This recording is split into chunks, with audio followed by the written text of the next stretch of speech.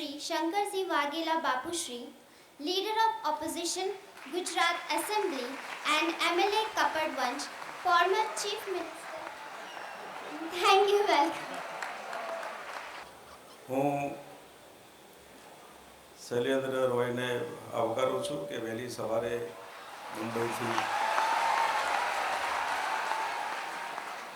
એમને ગુજરાતી ગમે છે પણ શું થાય ભણવાનું અંગ્રેજીમાં છે ને અંગ્રેજીના સ્પેશિયલ કોચિંગ ક્લાસીસ આપણે શરૂ કરવાના છીએ અને એક સ્પેશિયલ ફેકલ્ટી એનું ધ્યાન રાખીને અંગ્રેજી મજબૂત કેમ થાય, સમજાય કેમ, બોલાય નહીં તો ચાલશે પણ સમજી કેમ શકાય એના માટે જરૂર સ્પેશિયલ એફર્ટ્સ જેને કહેવાય એ પ્રયત્ન આપણે કરવાના છે.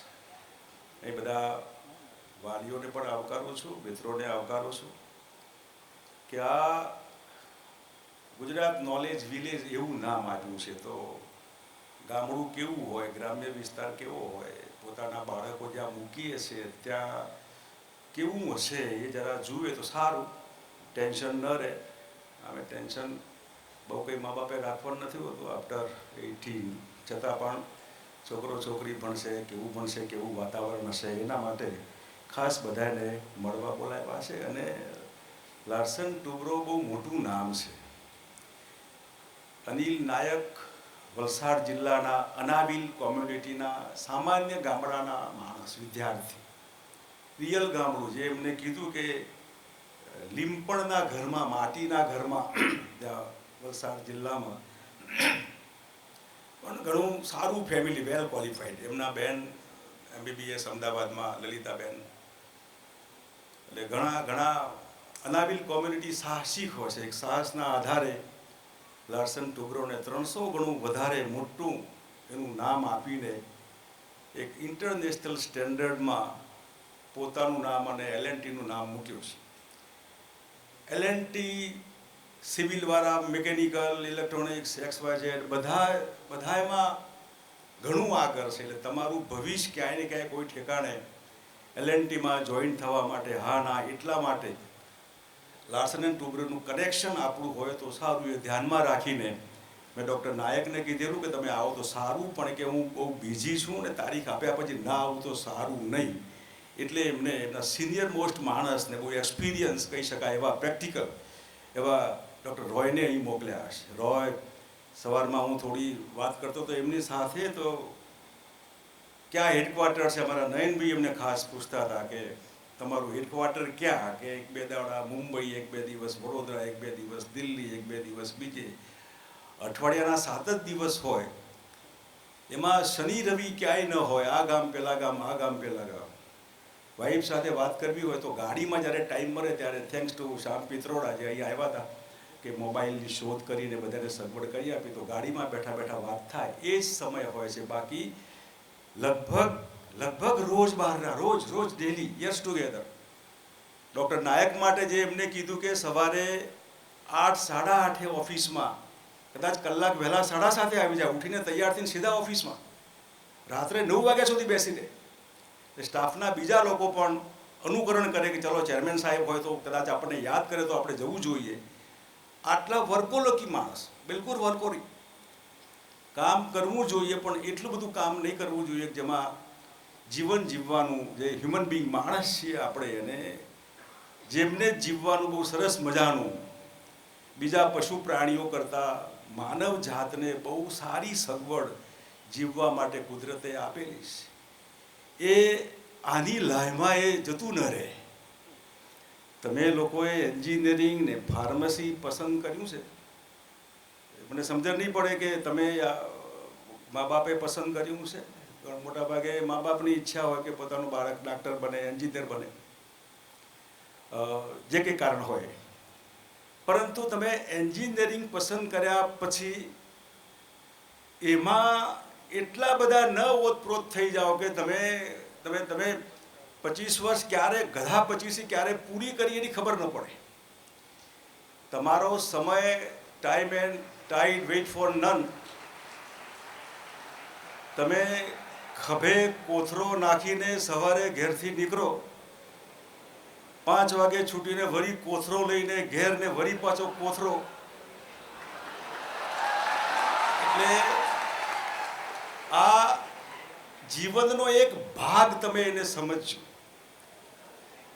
મને મારું લો કોલેજ યાદ આવે છે. અમદાવાદમાં લો કોલેજ વગર હું નીકળું ત્યારે, હું તો આર્ટ્સમાં ભણેલો, હાથમાં કંઈ નહીં, બતાવવા માટે એક નોટબુક, ખાલી નોટબુક 25 પૈસાની, એ પાછળના ગજવામાં આજકાલ બધા કાંસકો રાખતા હોય છે, ત્યાં એ રાખીને ભણવા જવા. બધાને બતાવે કે નોટબુક, હું વિદ્યાર્થી છું એવું લાગે. હવે એ જે જીવનની મસ્તી અને એ જે ઘડતર, આ ભણતર, અને આ તમારી મસ્તી અને આ ભણતર અને આ ગણતર, છેવટે તમે માણસ છો.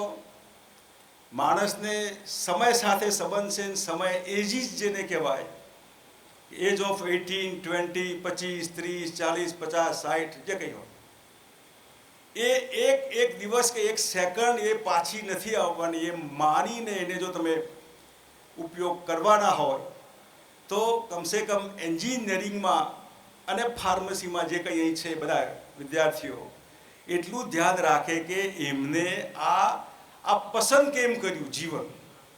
Y you selected engineering, why you selected pharmacy? તમે કેમ, વાય, કારણ શું? Ask yourself. તમારી જાતને પૂછીને તમે જવાબ મેળવવા કોશિશ કરજો. અને એમાં અમારા બધા મિત્રો, અમારા પ્રિન્સિપાલને અમારા બધા જ મિત્રો કહે કે બધાના પ્લેસમેન્ટ. લાર્સન એન્ડ ટુબ્રો જે મશીન બનાવે છે દાગીના, હું માનું છું કે આમાંથી એવા નિર્જીવ દાગીના બનીને તમે ન નીકળો કે જેનો કોઈ બહુ મતલબ ન હોય. પ્લેસમેન્ટ બીજા માટે જીવવાનું નથી.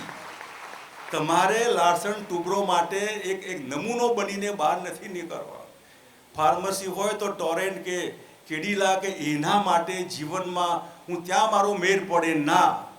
તમે તમારા માટે જીવન એમ જીવવામાં લાર્સન ટુબ્રો XYZ 50 કંપનીઓ આ દુનિયામાં છે, એમાં તમારો ક્યાંક મેર પડે તો સારું, એ જુદી વાત છે. પણ એના માટે જ હું આ બધું કરું. હું માનું ત્યાં સુધી તમે કોઈના માટે નથી, તમે તમારા પરિવાર માટે છો, મા બાપ કે ફેમિલી જે કંઈ એના માટે છે. એટલા માટે જે કંઈ આ લાઈફ છે એમાં જીવવાની સારી કોશિશ કરજો. હું પરમ દિવસે બપોરે દિલ્હી જતો હતો, ત્યાં એક વિદ્યાર્થી મળ્યો, આખું કુટુંબ લઈને ઊભો હતો, બધા 10, 15, 20 ફેમિલી મેમ્બર હતા. મને બધા ઊભા રહ્યા, સાહેબ હું તમારી કોલેજનો વિદ્યાર્થી છું. સરસ, ક્યાં જાય છે? કેનેડા. કેમ? કે ભણવા જાઉં છું. નોકરી માટે? કે ના, મારે પૂરો અનુભવ લઈને પછી હું ઠીક લાગે એમ કરીશ. મને એ ગમ્યું કે એક અહીંની કોલેજનો વિદ્યાર્થી ડિગ્રી લઈને કેનેડા વધુ અભ્યાસ માટે, મસ્તીમાં, કોઈ ટેન્શન નહીં. અને તમે સોગિયા ડાચા કરીને ફરવાનું બંધ કરજો. જે કંઈ આ મા બાપ મરી ગયા હોય નહીં, કોઈ તમારી દયા કોઈ નથી ખાવાનું. દયાવાળો ચહેરો ને દયામણા બનવાની જરૂર નહીં. તમારી દયા કોઈ નથી ખાવાનું. તમે જો મૂડમાં હશો તો કોઈ તમને પૂછશે કે ભાઈ કેમ છો, તો મજામાં. કારણ વગર કોઈ ખાલી પૂછે કે કેમ છો તો મહેરબાની કરીને તમે દુઃખી હોય તો પણ એ જવાબ નહીં આપતા. હા ફલાણું ઢીકણું, ઓલાને મજા એમાં રસ ન હોય. અને આ વિદ્યાર્થીનો ચહેરો મારો બોડી લેંગ્વેજ જોઈને મને થયું કે બહુ મૂડમાં ને મસ્તીમાં હતો. આખું પરિવાર મૂકવા આવ્યું હતું. કોઈના ઉપર વેદના નહોતી કે આ દીકરો અમેરિકા જાય છે, કેનેડા જાય છે, ને હવે શું થશે ત્યાં. બહુ મસ્તીથી આવી રીતે પોતાની જાતને એક સારા સિટીઝન, સારા નાગરિક, અને હું સારો એન્જિનિયર, સિવિલ, મિકેનિકલ, XYZ જે કંઈ હોય એ બનીને હું કંઈક આ દેશ માટે, મારા માટે, મારા પરિવાર માટે કંઈક કરવાની કોશિશ કરીશ. તો એ દિશામાં વિચાર કરજો. અને હું માનું ત્યાં સુધી આ સમય તમારો પાછો નથી આવવાનો. તમે ગ્રેજ્યુએટ થશો ત્યાં સુધીમાં કાં તમે પોસ્ટ ગ્રેજ્યુએશન કે ડોક્ટરેટનો વિષય પસંદ કરીને એમાં લાગી જશો, ક્યાં કોઈના ત્યાં નોકરી લાગી જશે. તમે જીવશો ક્યારે? તમને જીવવાનો સમય, તમે જીવો છો એવું ક્યારે ફીલ કરશો? તમે જીવતા જાગતા માણસ છો. તમારી એક દુનિયા છે, તમારું એક સર્કલ છે. એના ભોગે કશું જ નહીં કરતા. આ પાછું નહીં આવે ને, એ જે સાયકલ આગળ ચાલ્યા કરવાની છે એમ કરતાં કરતાં તમને ખબર બી નહીં પડે કે તમે ક્યારે લગ્ન કર્યા ને ક્યારે બાળકો થયા ને ક્યારે તમે બાળકોના પિતા બન્યા. આખું એટલે એ બહુ કાઠું કામ છે આ. અને હું માનું ત્યાં સુધી આ ફક્ત તમે બાયધીવે તમે એન્જિનિયરિંગમાં અને ફાર્મસીમાં છો એવું માનીને ચાલજો. અને આવતીકાલ બહુ મોટી છે, બહુ મોટી દુનિયા છે. દુનિયા નાની થઈ ગઈ છે મુઠ્ઠીમાં. અત્યારે મોબાઈલ મુઠ્ઠીમાં છે. એવા ઠેકાણે જવાની કોશિશ કરજો. અહીં જરા ડિસિપ્લિનનો આગ્રહ વધારે હશે. આ તો ચોમાસું હતું અને હજી હોલની વ્યવસ્થા નથી થઈ. નહીંતર ગેસ્ટનું લેક્ચર ચાલુ થાય પછી દરવાજા બંધ થાય એને ડિસ્ટર્બન્સ ન હોય. ગમે તે આવે ફરતા આપણે ખુરશી શોધે, અહીં બેસે ત્યાં બેસે. એટલે એ જ્યારે કંઈ હોલ કે એવું બનશે ત્યારે આપણે ગેટ બંધ કરીશું. કોઈ પણ આવે ગેસ્ટનું લેક્ચર જે શરૂ થાય પછી કોઈનું ડિસ્ટર્બન્સ નહીં જોઈએ. અને માણસ મહેનત કરીને તમને બોલતો હોય છે. એમાં આ જે લખીને વાંચવું પડે છે એમાં આ મીડિયાવાળા જવાબદાર છે. એટલા માટે કે એમાં તમે આવું બોલ્યા હતા કે નહીં, હવે સ્લીપ ઓફ ટંગ ગમે ત્યારે જીભ છે લપસી પડે, ગમે તે બોલાઈ જવાય. તો એટલા માટે રાઇટિંગમાં રેકોર્ડ રાખે અને આ લોકો પછી રિપીટ કરે કે ના તમે આવું જ બોલ્યા હતા. માટે થઈને લખેલું વાંચતા હોય. પણ લખેલું વાંચવું એક અને ઓફહેન્ડ બોલવું જેને ઓરેટરશિપ કહેવાય, ગમે તે વિષય પર ગમે તે બોલાય વિથ ફૂલ કોન્ફિડન્સ, એ પણ ગપ્પા નહીં, અભ્યાસ નહીં. મહેનત કર્યા પછી તમને ઘણી વખતે પાર્લામેન્ટમાં કે એમાં લોકો બોલતા હોય છે, તમને એમ કે આ શું બોલતા હશે, 4-5 કલાક વાંચે, નોટિંગ કરે અને પછી 40 મિનિટ બોલે. 4-5 કલાકની મહેનત પછી, એ બી ઓફેન પોઈન્ટ્સ નોટ કર્યા હોય, ત્યાં વાંચીને બોલવાની છૂટ નથી. એસેમ્બલીમાં કે પાર્લામેન્ટમાં કોઈ મેમ્બર ઊભો થાય એને વાંચીને બોલવાની છૂટ નથી. પોઈન્ટ જોઈ શકે, પણ એને 4 કલાક એકદમ કન્સન્ટ્રેશન સાથે બહુ ધ્યાનમગ્ન થઈને વાંચ્યું હોય, મુદ્દા ટાંક્યા હોય અને પછી ઊભો થઈને જે 40 મિનિટ બોલે એની એક અલગ અસર હોય છે. ઓફહેન્ડ બોલે એનો અર્થ કે એના મગજમાં એના વિચારો ચાલુ છે, નેક્સ્ટ સ્ટેપ. અને એ રીતે એ બહુ મહેનતનું કામ છે. એટલે મિસ્ટર રોય ખૂબ વાંચીને મહેનત કરીને પોઈન્ટ નોટ કરીને કેટલુંક લખીને આવ્યા હતા. અને એ કદાચ 2-4 દિવસ સુધી થોડા સમયને સ્પેર કરીને તમને શું બરાબર લાગશે.